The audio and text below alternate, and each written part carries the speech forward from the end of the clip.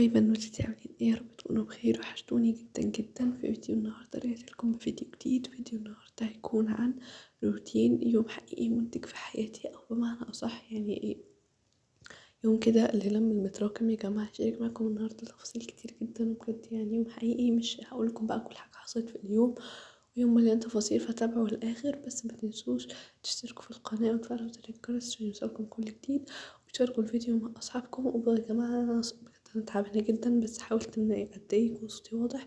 ويلا نبدا.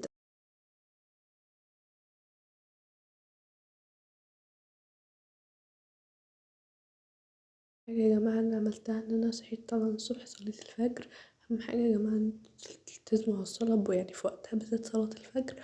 الحمد لله خلصت اهو. يا جماعه بجد انا تعبانه جدا جدا، فادعولي ربنا يشفيني في الكومنتات ويشفينا جميعا.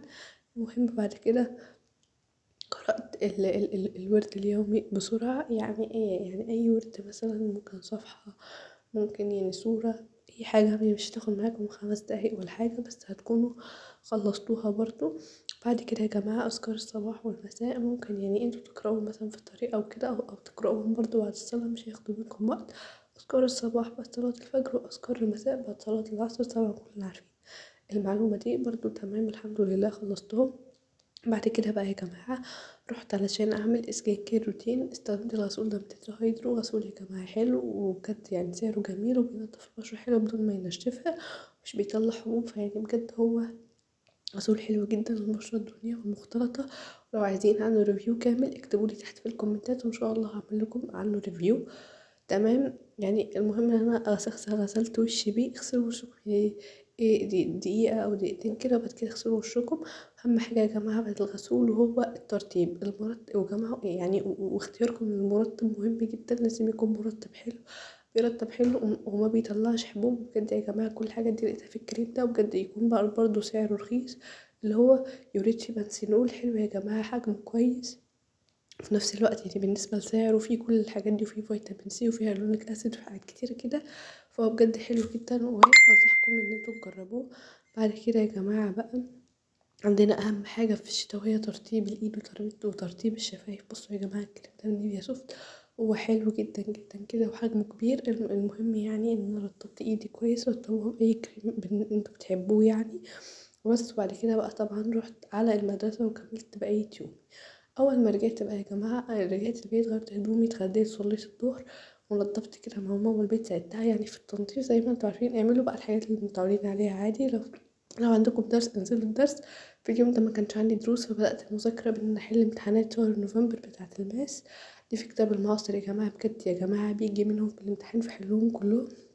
حاولوا ان انتوا تحلوا كل الاسئلة، التشوز والاسي وكله، ويعني اللي هي الأسئلة المقالية وكده حلوها كلها، لأن بجد يا جماعة بيجي منها في الامتحان، فحلوها.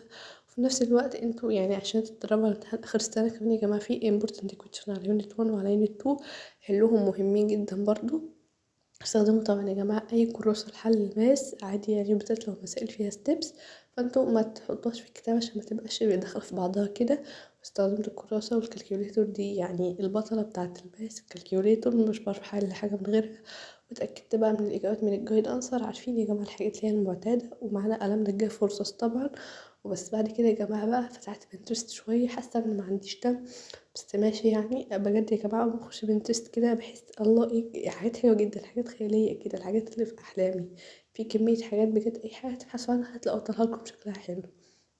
عايزة ادور بقى حاجات واشوف حاجات كده جديدة اللي في جمبورد. لو عايزين اعمل لكم عنها فيديو كامل اكتبولي في الكومنتات، وعايزين تعرفوا أنا حققت ايه من الفيجن بورد القديم وهي كانت ايه، اكتبولي برضو في الكومنتات. بجد الصور يا جماعة كده يعني انكريدبل قوي.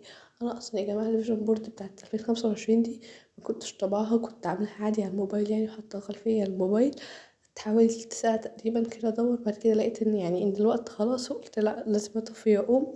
المهم يعني انتوا ممكن تخشوا كده تشوفوا حاجات، عشان لازم تعملوا فيجن بورد يا جماعة، لان هي بجد حلوة جدا. بعديها رحت صليت المغرب، اكلت كده سناك سريع، اي فاكهة كده، اكلت برتقال، ورجعت اكمل تاني. التقييمات يا جماعة اللي ما بتخلصش بجد، الواحد زهق منها. بس قعدت بقى احل، ده طبعا يا جماعة دراسات. التقييمات يا جماعة والله ما بتخلص. حل تقييم دراسات يطلع لي عربي، حل عربي يطلع لي انجلش، الواحد زهق. ممكن يا جماعة بقى لو في مثلا أسئلة مقالية وكده ان انتوا يعني تحلوا في ورقة وتلبسوا الورقة في الصفحة، دي مراجعة شهرية بيجي برضو منها الامتحان، عشان ده كتاب الوزارة والوزارة بتجيب من كتب الوزارة، فحلوها عشان تجيلكم الأسئلة تكونوا عارفينها يعني.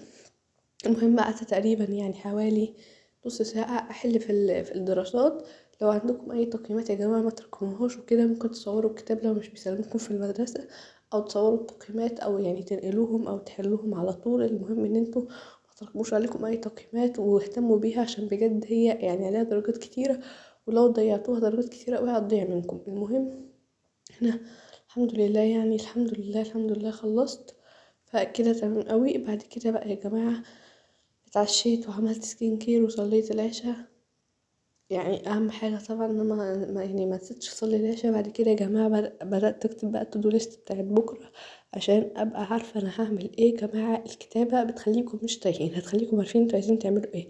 اما لو سبتوا الدنيا ان انتوا قلتوا يلا انا بكره هعمل، هتنسوا. اكتبوا يا جماعه الحاجه على الورقه، الورقه مش هتنسيكم. كتبت كل حاجه، كتبت عايزه مثلا راجع بس عشان الامتحان، احنا تقييم مش عارفه انجليش، اعمل اصلي، العب رياضه، الحاجات انا حددت المهام اللي ورايا فعرفتها.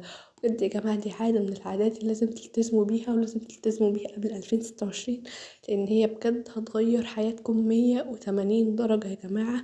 حاجه مهمه جدا يعني، مش هتاخد يعني منكم مثلا يعني كل يوم 5 أو 10 دقايق، بس بجد يا جماعه هتغير حياتكم كلها. هتشوفوا ده في التأثير على يومكم. وبس كده يا جماعة بنات، ده كان فيديو النهارده، اتمنى يكون عجبكم واستفدتوا بيه. لو عجبكم ما تنسوش اللايك وتكتبوا لي كومنت لطيف حلو منكم، لان ده بجد يا جماعه الحاجه اللي بتشجعني وافكار للفيديوهات الجديده. وتشاركوا الفيديو ده مع اصحابكم عشان كلنا نستفيد. ولو يا جماعه زي يعني ما قلت لكم اكتبوا لي كده دايما حاجات مشجعه وكومنتات مشجعه، لان هي بجد دي الحاجه الوحيده اللي بتشجعني. وبس كده، اشوفكم في فيديو جديد. باي.